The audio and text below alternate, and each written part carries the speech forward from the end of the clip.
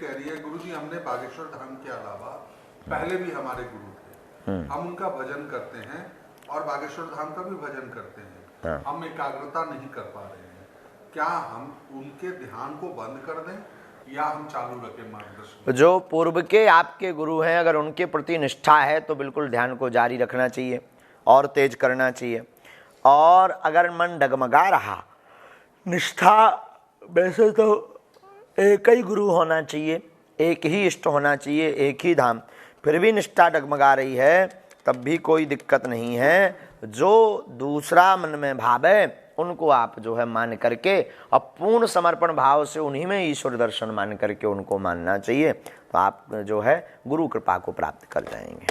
एक बहुत बड़ा सवाल पूछा है गुरुदेव, ये धर्मराज गुर्जर हैं, कह रहे हैं साधु जी सीताराम, मैं पूछना चाहता हूँ कि पापी और धर्मी में क्या अंतर है? पापी और धर्मी में क्या अंतर? पापी और पुण्यात्मा में क्या अंतर?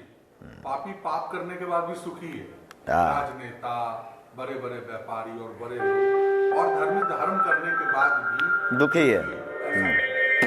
बहुत अच्छा आध्यात्मिक आपका प्रश्न है। पापी और पुण्यात्मा में सीधा सा अंतर यही है कि एक कालिक है और एक सफ़ेद है। पापी और पुण्यात्मा में सीधा सा अंतर यही है कि एक पृथ्वी है तो एक गगन है। पापी और पुण्यात्मा में ठीक ऐसा ही अंतर है कि एक विष है और एक अमृत है। पापी और पुण्यात्मा में ठीक ऐसा ही अंतर है जैसे कांच और मणि में अंतर है। तो आपने कहा कि पुण्यात्मा हमेशा परेशान रहता, पापी दुखी रहता, ये सिर्फ कहने की बातें हैं, ऐसा नहीं है। और अगर पापी व्यक्ति प्रसन्न रहता है तो उसके पीछे कारण है उसके द्वारा पूर्व में किए हुए अच्छे कर्म। उसकी लाइफ में जब वो पाप करना शुरू करता है तो वो सभी कर्म उसके ज़िंदगी में ट्रांसफ़र कर दिए जाते, उसका कुछ भी अहित नहीं होता। व्यक्ति सोचता है कि जो है हमारा तो कोई अहित नहीं हुआ और देखो हम तो बड़े अच्छे से जी रहे हैं और भगवान नाम की कोई चीज़ नहीं होती है, तो वो पाप करते ही चला जाता है ऐसा व्यक्ति। और धीरे धीरे जब उसके पुण्य क्षीण हो जाते हैं, सभी धर्म उसका क्षीण हो जाता है, फिर वो व्यक्ति जो है उसकी दुर्गति हो जाती, विनाश हो जाता है। और पुण्यात्मा जब पुण्य करता है तो जो है ऐसा व्यक्ति जब पुण्य करता है तो पुण्यात्मा के जीवन में जितने पूर्व के पाप हैं उन सबको भेज दिया जाता है।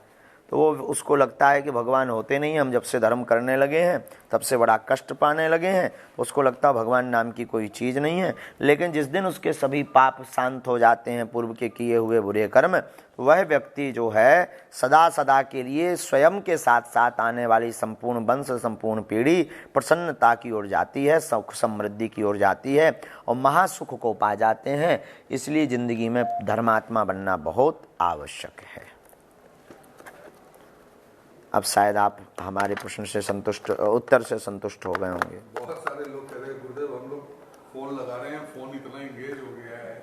अब फोन पे इतना लोड होगा कि फोन ओवरलोड होगा और उन्हें अपने प्राण ठोक दे। हमने जो कहा वो कि आते आते निकाल रहे बाहर। गुरुदेव ये सौरभ यादव है, ये कह रहे हैं गुरुजी क्या हम केवल अपने इष्ट से ही अपनी मनोकामना मांग सकते हैं या किसी अन्य देवताओं से भी अपनी मनोकामना मांग सकते हैं? अब देखो भाई, जिससे तुम्हारी जान पहचान हो उसी से मांगनी चाहिए।